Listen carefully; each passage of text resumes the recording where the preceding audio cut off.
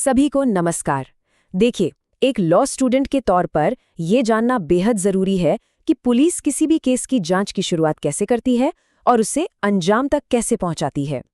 तो आज हम इसी पूरे प्रोसेस को समझने वाले हैं नए भारतीय नागरिक सुरक्षा संहिता 2023 के अध्याय 13 के जरिए।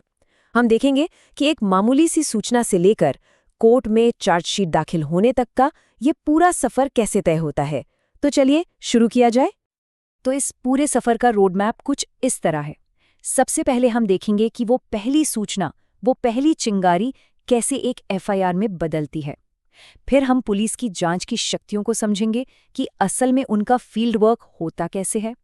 इसके बाद बयानों और इकबालिया बयानों के बीच का जो कानूनी फर्क है उसे समझेंगे। फिर देखेंगे कि कैसे कानून पुलिस की पावर और एक व्यक्ति की आज़ादी में बैलेंस बनाता है। और आखिर में हम जांच के फाइनल प्रोडक्ट यानी पुलिस रिपोर्ट पर बात करेंगे। किसी भी क्रिमिनल केस की कहानी एक सूचना से शुरू होती है।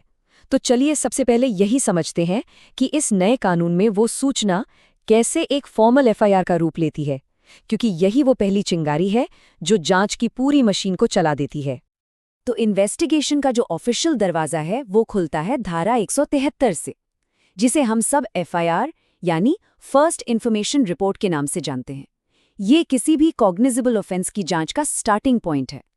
और यहाँ एक बहुत ही जरूरी बात पर ध्यान दीजिए। अब एफआईआर इलेक्ट्रॉनिक कम्युनिकेशन से भी दर्ज हो सकती है। आज के डिजिटल जमाने में ये एक बहुत ही महत्वपूर्ण कदम है जो जस्टिस को और एक्सेसिबल बनाता है। अच्छा, अब ये जो फर्क है ना, संज्ञेय और असंज्ञेय, ये क्रिमिनल प्रोसीजर का आप कह सकते हैं फाउंडेशन है। देखिए, जो संज्ञेय अपराध हैं यानी ज्यादा गंभीर मामले, उनमें पुलिस को पूरी पावर है। वो बिना वारंट के अरेस्ट कर सकते हैं और फौरन इन्वेस्टिगेशन शुरू कर सकते हैं। लेकिन असंज्ञेय अपराधों में ऐसा नहीं है। वहां पुलिस को पहले मजिस्ट्रेट से इजाजत लेनी पड़ती है।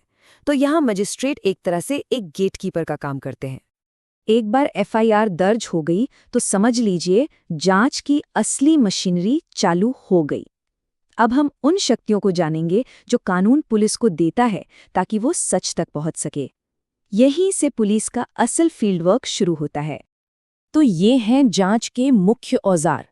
क्राइम सीन पर जाना, सुराग ढूंढना, केस के फैक्ट्स और सर्कमस्टेंसेस का पता लगाना, संदिग्धों को ढूंढना और उन्हें गिरफ्तार करना, गवाहों को पूछताछ के लिए बुलाना और जरूरत पड़ने पर तलाशी लेना। यही वो काम है जिससे पुलिस केस के लिए एक मजबूत बुनियाद तैयार करती है। अब देखिए इस नए कानून बीएनएसएस का एक बहुत ही प्रोग्रेसिव प्रोविजन, धारा 176(3). अब ये कहती है कि ऐसे अपराध जिनमें 7 साल या उससे ज्यादा की सजा हो सकती है, उनमें अब क्राइम सीन पर फोरेंसिक एक्सपर्ट का जाना और पूरी प्रक्रिया की वीडियोग्राफी करना मैंडेटरी है, अनिवार्य है। ये साइंटिफिक इन्वेस्टिगेशन की तरफ एक बहुत बहुत बड़ा कदम है। एक वकील के तौर पर इन प्रोटेक्शंस को जानना बहुत जरूरी है।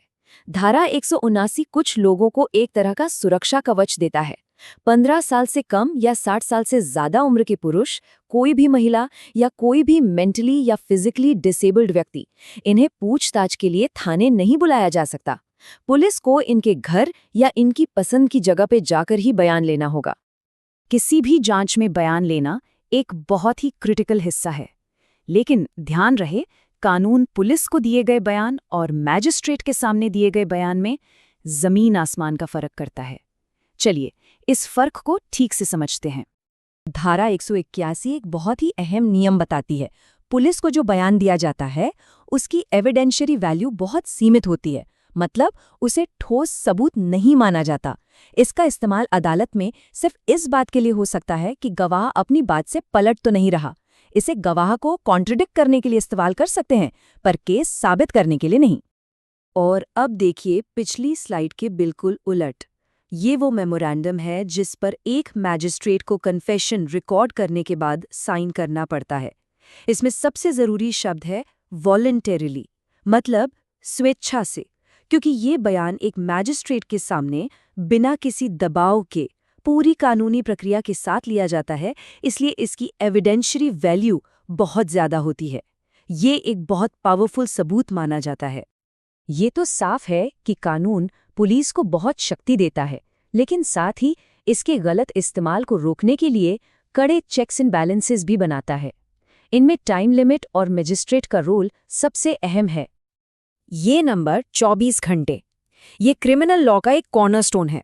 धारा 187 साफ कहती है कि कोई भी व्यक्ति 24 घंटे से ज्यादा अपनी हिरासत में नहीं रख सकती बिना उसे मजिस्ट्रेट के सामने पेश किए। ये नियम सीधे तौर पर हमारे संविधान के आर्टिकल 22 से अपनी ताकत लेता है और किसी भी व्यक्ति की आज़ादी का पहला सुरक्षा कवच है। अच्छा, इस पूरी टाइमलाइन को ब्रेक डाउन करके समझते हैं। 24 घंटे के अंदर मजिस्ट्रेट के सामने पेशी, ये तो कंपल्सरी है। फिर मजिस्ट्रेट ज्यादा से ज्यादा 15 दिन की पुलिस कस्टडी दे सकते हैं, लेकिन पूरी जांच खत्म करने के लिए भी एक डेडलाइन है। गंभीर अपराधों के लिए 90 दिन और बाकी अपराधों के लिए 60 दिन।